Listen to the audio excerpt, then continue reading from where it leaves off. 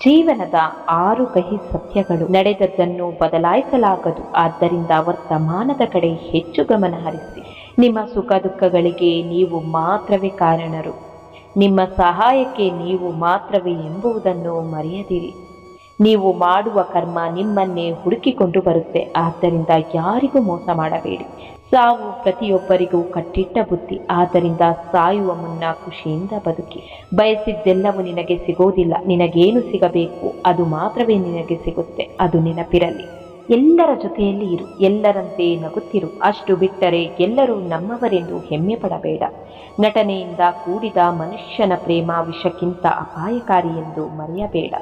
ಕುಟುಂಬ ಸದಸ್ಯರು ಶತ್ರುಗಳಂತೆ ಕಾಣಿಸಿಕೊಳ್ಳಲು ಪ್ರಾರಂಭಿಸಿದಾಗ ಮತ್ತು ಅಪರಿಚಿತರು ನಿಮ್ಮ ಸ್ವಂತದವರಂತೆ ಕಾಣಿಸಿಕೊಳ್ಳಲು ಪ್ರಾರಂಭಿಸಿದಾಗ ವಿನಾಶದ ಸಮಯ ಹತ್ತಿರದಲ್ಲಿದೆ ಎಂದರ್ಥ. ನನಗೆ ಯಾರೂ ಇಲ್ಲ ಎಂದು ನೊಂದು ಬದುಕುವುದು ಜೀವನವಲ್ಲ, ನನಗೆ ನಾನೇ ಇದ್ದ ಮೇಲೆ ಇನ್ಯಾರು ಬೇಕು ಎಂದು ಛಲದಿಂದ ಬದುಕುವುದೇ ನಿಜವಾದ ಜೀವನ. ಅದೇ ಅದ್ಭುತವಾದ ಜೀವನ. ನೇರವಾಗಿ ಇದ್ದುದನ್ನು ಇದ್ದ ಹಾಗೆ ಮಾತನಾಡಿ ನೋಡು. ನಿನ್ನ ಜೊತೆಯಲ್ಲಿ ಯಾರೂ ಇರೋದಿಲ್ಲ. ಸುಳ್ಳು ಹೇಳುತ್ತಾ ಇಲ್ಲದಿದ್ದುದನ್ನು ಕಲ್ಪಿಸಿಕೊಂಡು ಹೇಳಿ ನೋಡು. ನಿನ್ನ ಸುತ್ತಮುತ್ತ ದೊಡ್ಡ ಗುಂಪೇ ಇರುತ್ತೆ. ನೀವು ಕಳೆದುಕೊಂಡುದರ ಬಗ್ಗೆ ಯೋಚಿಸಿ ದುಃಖ ಪಡುತ್ತಿರುವಾಗಲೇ ಭಗವಂತ ನೀವು ಕಳೆದುಕೊಂಡದ್ದನ್ನು ಮರೆಸಲು ಉತ್ತಮವಾದುದನ್ನು ಕೊಟ್ಟೇ ಕೊಡುತ್ತಾನೆ. ತಾಳ್ಮೆ ಇರಲಿ, ಅವನ ಮೇಲೆ ನಂಬಿಕೆ ಇರಲಿ. ಯಾರನ್ನೂ ಸುಲಭವಾಗಿ ನಂಬಬೇಡ, ಯಾಕೆಂದರೆ ನಿನ್ನಿಂದಲೇ ಎಲ್ಲವನ್ನು ತಿಳಿದುಕೊಂಡು ನಿನಗೆ ಮೋಸ ಮಾಡುವ ಜನರೇ ಹೆಚ್ಚು. ಮುಗ್ಧತೆಯ ಮುಂದೆ ನಿಮ್ಮ ಬುದ್ಧಿವಂತಿಕೆಯ ಪ್ರತಿಭೆ ತೋರಿಸಬೇಡಿ, ಯಾಕೆಂದರೆ ಆ ಮುಗ್ಧತೆಯ ಹಿಂದೆ ಭಗವಂತನೇ ನಿಂತಿರುತ್ತಾನೆ. ಪೂರ್ಣ ಜಗತ್ತನ್ನು ಗೆಲ್ಲಬಹುದು ಸಂಸ್ಕಾರ ಹೊಂದಿದ್ದರೆ, ಗೆದ್ದ ಜಗತ್ತನ್ನೇ ಕಳೆದುಕೊಳ್ಳಬಹುದು ಅಹಂಕಾರ ಹೊಂದಿದ್ದರೆ.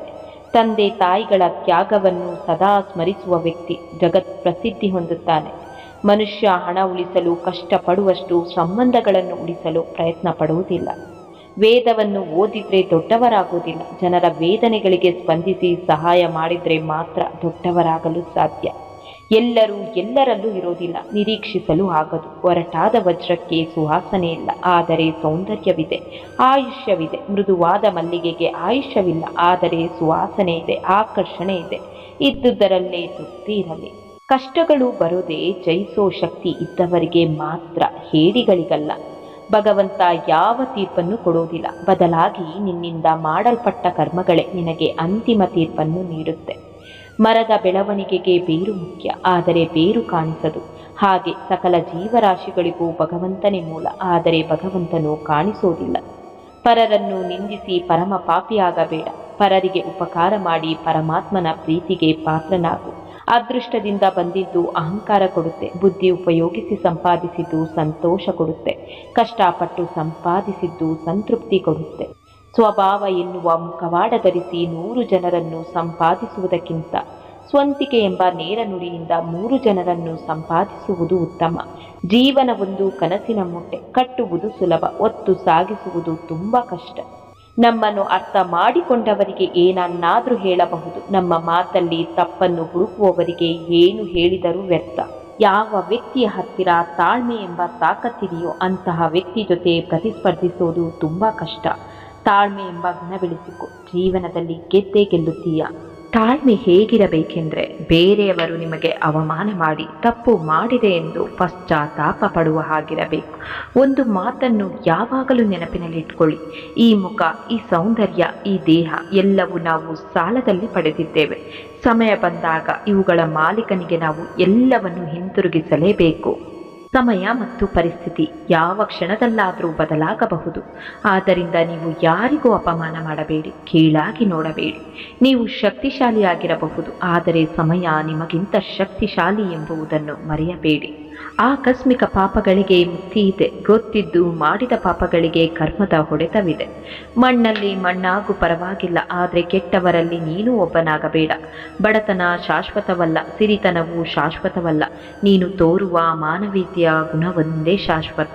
ನೀವು ಕೆಳಗೆ ಬಿದ್ದು ನೋಡಿ, ನಿಮ್ಮನ್ನು ಎತ್ತುವುದಕ್ಕೆ ಯಾರೂ ಬರೋದಿಲ್ಲ.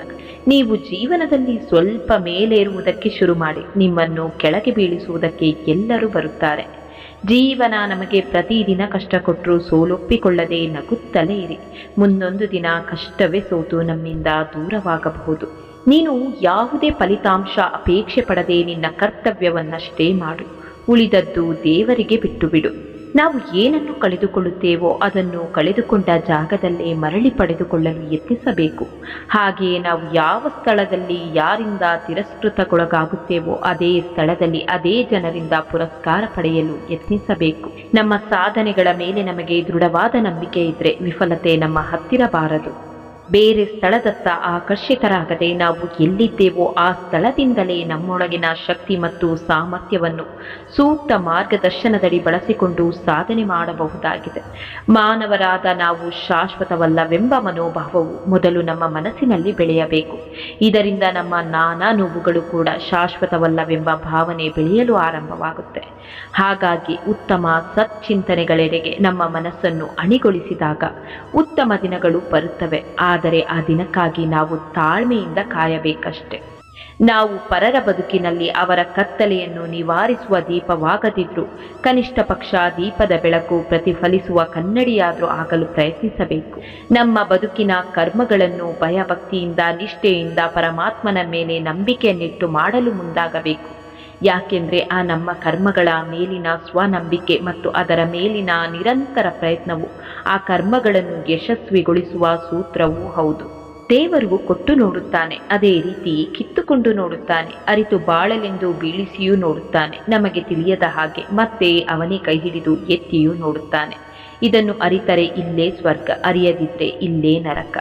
ನೀರು ಕುಡಿಯುವ ಮೊದಲು ಬಾಯಾರಿಕೆಯನ್ನು ಅನುಭವಿಸಬೇಕು. ಹಣವನ್ನು ಪಡೆಯುವ ಮೊದಲು ಬಡತನದ ದುಃಖವನ್ನು ಅನುಭವಿಸಬೇಕಾಗುತ್ತೆ. ನಿದ್ರೆಯನ್ನು ಆನಂದಿಸುವ ಮೊದಲು ಆಯಾಸದ ನೋವನ್ನು ಅನುಭವಿಸಬೇಕಾಗುತ್ತೆ. ಯಾವುದೇ ಪ್ರಪಂಚದ ಸಂತೋಷವನ್ನು ಪಡೆಯುವ ಮೊದಲು ದುಃಖವನ್ನು ಅನುಭವಿಸಬೇಕು. ಸಮಯ ಅತ್ಯಂತ ಶಕ್ತಿಶಾಲಿ. ಒಂದು ಕ್ಷಣದಲ್ಲಿ ಸಮಸ್ತ ಪರಿಸ್ಥಿತಿಯನ್ನು ಬದಲಾಯಿಸಿ ಬಿಡುತ್ತೆ. ಪೂರ್ತಿ ಕಹಿಯಾಗಬೇಡಿ, ಪ್ರಪಂಚ ಉಗುಳಿಬಿಡುತ್ತೆ. ಪೂರ್ತಿ ಸಿಹಿಯಾಗಬೇಡಿ, ಪ್ರಪಂಚ ನುಂಗಿಬಿಡುತ್ತೆ. ನಿಮ್ಮ ಮನಸ್ಸು ಶ್ರೀಕೃಷ್ಣನ ಕಡೆಗೆ ಆಕರ್ಷಿತವಾಗಲು ಪ್ರಾರಂಭಿಸಿದರೆ ಕೃಷ್ಣನು ನಿಮ್ಮನ್ನು ಆರಿಸಿಕೊಂಡಿದ್ದಾನೆ ಎಂದು ಅರ್ಥ ಮಾಡಿಕೊಳ್ಳಿ. ಮನಸ್ಸಿಗೆ ಮದವೇರಿದಾಗ ಸ್ಮಶಾನದಲ್ಲಿ ತಿರುಗಾಡಿ ಬರಬೇಕಂತೆ. ಯಾಕೆಂದರೆ ಅಲ್ಲಿ ನಾನು ನನ್ನಿಂದಲೇ ಎಂದು ಹೇಳಿದ ಎಷ್ಟೋ ಜನ ಮಣ್ಣಾಗಿರುವವರು ಕಾಣಸಿಗುತ್ತಾರೆ. ಯಾರು ಏನೇ ಯೋಜನೆ ರೂಪಿಸಿಕೊಂಡಿದ್ರೂ ಅಂತಿಮ ತೀರ್ಮಾನ ಮಾತ್ರ ಭಗವಂತನದ್ದೇ. ಸಂಬಂಧ ಎನ್ನುವುದು ಹೃದಯದಿಂದ ಕೂಡಿರಬೇಕೇ ಹೊರತು ಅವಶ್ಯಕತೆಯಿಂದಲ್ಲ. ದ್ವೇಷವೆಂಬುದು ನಮ್ಮ ಹೆಗಲೇರಿದ ಭಾರದ ಚೀಲದಂತೆ. ನೀವು ದ್ವೇಷ ಮುಂದುವರೆಸಿದಷ್ಟು ಆ ಚೀಲ ಹೆಗಲ ಮೇಲೆಯೇ ಇರುತ್ತೆ. ಹೀಗೆ ಎಷ್ಟು ದಿನ, ಎಷ್ಟು ತಿಂಗಳು, ಎಷ್ಟು ವರ್ಷಗಳ ಕಾಲ ಭಾರ ಹೊತ್ತೇ ಇರುತ್ತೀರಿ. ಅದನ್ನು ಕೆಳಗಿಳಿಸಿ ಮಿತ್ರತ್ವದ ಕೈ ಚಾಚಿಬಿಡಿ. ಆಗ ಬದುಕಿನ ಬೆಟ್ಟ ಸುಲಭವಾಗಿ ಏರಬಹುದು. ನಿಮ್ಮ ಜ್ಞಾನ ಅಧಿಕವಾದಷ್ಟು ನೀವು ಅಹಂಕಾರಿಯಾಗುತ್ತಾ ಹೋದರೆ ಆ ಜ್ಞಾನ ವಿಷದಂತೆ ಕೆಲಸ ಮಾಡುತ್ತೆ. ನಿಮ್ಮ ಜ್ಞಾನ ಅಧಿಕವಾದಷ್ಟು ವಿನಮ್ರರಾಗುತ್ತಾ ಬಂದರೆ ಆ ಜ್ಞಾನ ಅಮೃತವಾಗುವುದು.